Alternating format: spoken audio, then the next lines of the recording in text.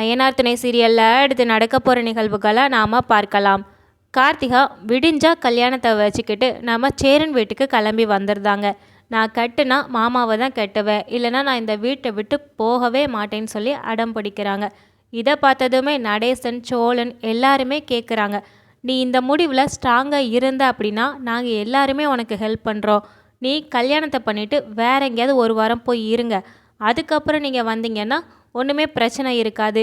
ஏன்னா மறுநாள் காலையிலக்குள்ளே உனக்கு கல்யாணம் ஆகலை அப்படின்னா உன் ஆத்தாக்கறி உன்னை இழுத்துட்டு போயிடுவா.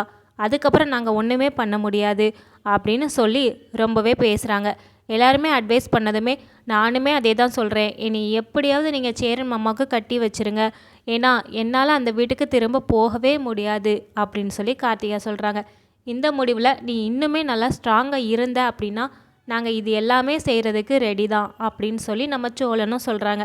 இதை கேட்டதுமே நம்ம கார்த்திகா, சோழன் நான் நிஜமாவே தான் சொல்கிறேன், நான் அந்த வீட்டுக்கு எனக்கு போகிற எண்ணமே கிடையாது. நான் சின்ன வயசுலேருந்து மாமா மாமா தான்னு சொல்லி மனசில் வச்சே நான் வளர்ந்துட்டேன். இப்போ திடீர்னு இன்னொருத்தனை கட்ட சொன்னால் நான் எப்படி கட்டுவேன்? எனக்கு அதனால் இந்த கல்யாணம் வேண்டாம். அதனால் மட்டும்தான் நான் எல்லோரும் தூங்கும்போது எந்திரிச்சு இங்கே வந்துட்டேன். இப்போ அவங்க விடிஞ்சா என்னை கண்டிப்பாக தேடுவாங்க.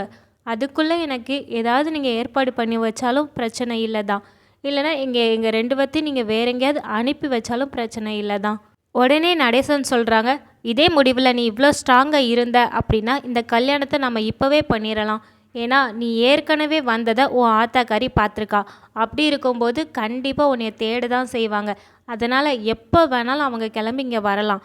அதனால் நான் சொல்கிறத கேளுங்க, எவ்வளோ சீக்கிரம் கல்யாணத்தை முடிக்க முடியுமோ அவ்வளோ சீக்கிரம் வீட்டில் வச்சே பண்ணுங்க அப்படின்னு சொல்லி விளக்க பொருத்தி விட்டு தாலி எடுத்து கையில் கொடுக்குறாங்க. அதுவும் அது எந்த தாலி அப்படின்னா ஏற்கனவே கார்த்திகாவுக்காக வாங்கி கல்யாணத்துக்காக வெயிட் பண்ணிக்கிட்டு இருந்தாங்க கோவிலில். அதே தாலியை தான் எடுத்துகிட்டு வந்து கொடுக்குறாங்க.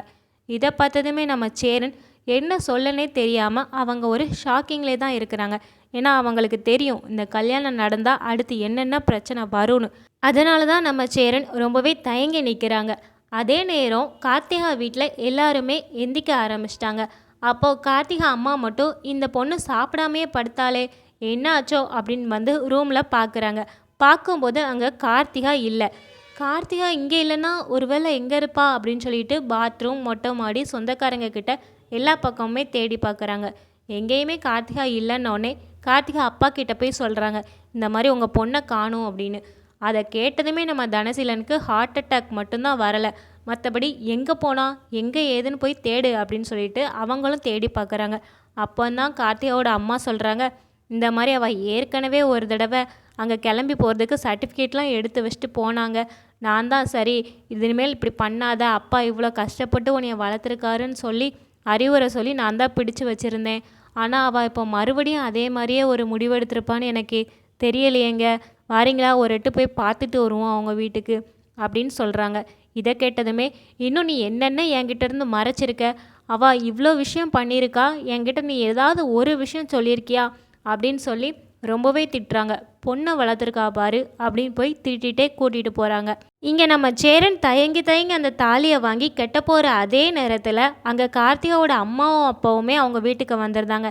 என் பொண்ணை கடத்தி வச்சுக்கிட்டு நீங்கள் இங்கே என்ன பண்ணிக்கிட்டு இருக்கீங்க அப்படிங்கிறாங்க. உங்கள் பொண்ணை யாருமே கடத்தி வைக்கல, அவங்க 5 வயசு பொண்ணும் கிடையாது. அவங்களா தேடி தான் இந்நேரத்தில் எங்கள் வீட்டுக்கு வந்திருக்காங்க. அவங்களுக்கு எது இஷ்டம் இல்லை அப்படிங்கிறத நீங்கள் தெரிஞ்சுக்கோங்க.